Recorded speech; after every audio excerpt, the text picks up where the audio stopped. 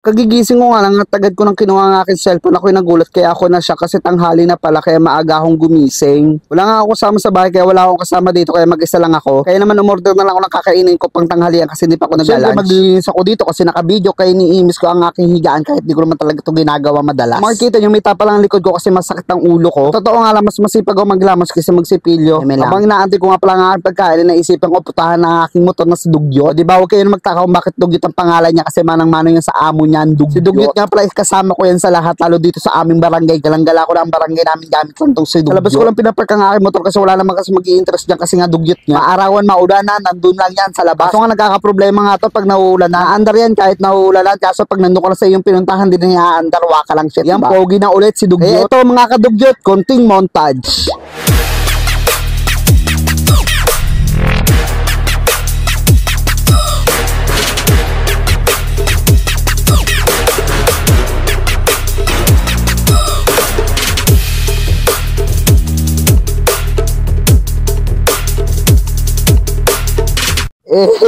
Napakaangas. O, di ba walang pinagbago? Pinahirapan ko lang sarili ko.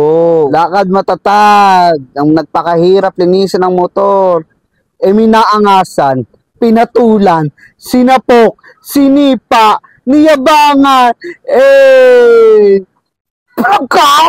At pagkatapos ko nga pala maglinis ng aking si Dugyot, ay dumating na rin ang aking pagkain. Oh, shit! Okay lang, boss. Knock, knock, man. Who's there, man? Jollibee binili, man. Jollibee binili, man. Who? Jollibee binili. Nasaan ang pag-ibig? Jollibee binili. Pwede bang sabihin? Ang sarap talaga sa feeling pag ang pakiramdam mo magsalo ka lang kumakain at wala kang kasama. Wala sa lahat dito endorsement ang Jollibee ha. Like what the fuck nyo naman, talagang gutom na gutom ako kasi sobrang dami kong ginawa. Kasi pinagod ko lang yung sarili ko, di ba?